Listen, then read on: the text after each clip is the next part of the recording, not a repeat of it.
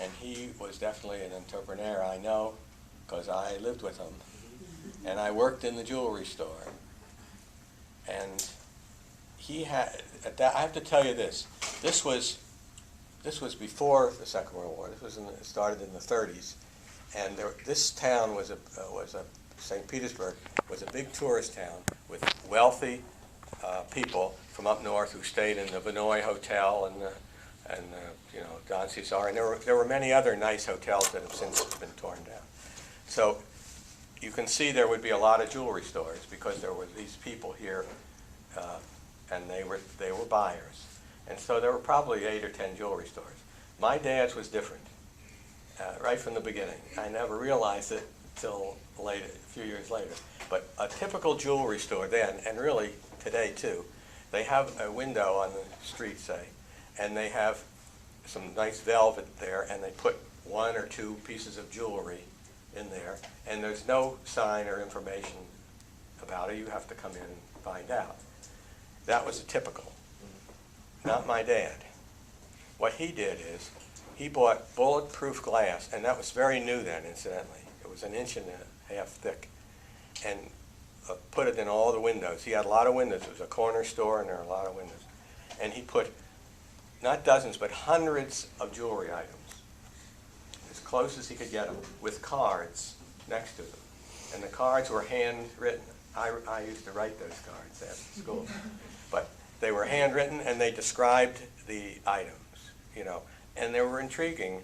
Like I wrote down here, one would say, owned by, you show a nice diamond ring, a man's diamond, 2-carat diamond ring, say.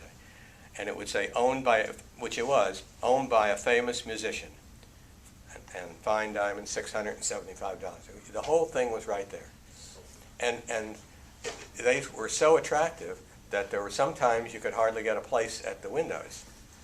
And I defy anybody to tell me that they've seen anything like that, because it's the only time I ever saw it. And obviously a lot of those people came in and bought things. So that was his claim to fame. And he did that, and it was wonderful. However, when the Second World War came, it changed things, because I don't know if you know, but the U.S. government took over all the hotels for the Army, and they had basic training for hundreds, thousands of troops. So this town became a soldier town, and those tourists never came until after the war was over. And so my dad was in trouble because they didn't buy jewelry, and better jewelry or anything like that.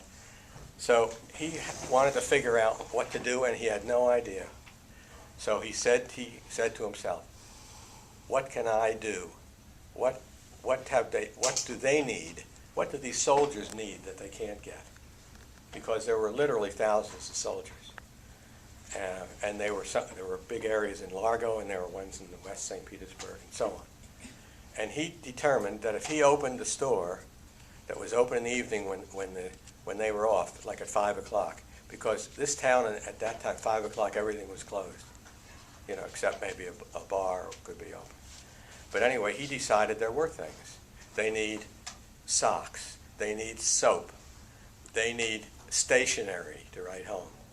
They would buy these satin pillowcases that said, "To Mom from your son," or "To my loving wife." There were sayings on these pillowcases that they would buy and send them home. He had a jukebox going, and of course we had a huge sign. It was a large store, a lot of square footage. It said free orange juice, which we did. And it was a nice, friendly place to be. And then the one in St. Petersburg, we had trolleys, streetcars then, and there was a Central Avenue streetcar, ran from downtown all the way out to the end to where Park Street is, roughly. And one of my jobs was to take that streetcar. I did that when I guess I was about 11 or 12 years old. I'd go to the end and wait for, I do it timed when they get off. And then they would the soldiers would start piling in the streetcar. And then when they got just before my dad's place was, I would ring the little thing, and it would stop, and quite a few of the people would get off. then I would repeat it and repeat it. And it filled the place, you know, and it was nice. It was good for them and it was good for us. And the downtown, there really weren't any stores that were open anyway, but if there were, they were selling fine luggage or, you know, they weren't, none of them were geared for these people. And he had one out there called Tent City at the end of the trolley line, and then there was another one in Largo, a bigger one even, and all these soldiers. It was a whole different ballgame. When the war was over and it reverted back, then the business reverted back, you know, also.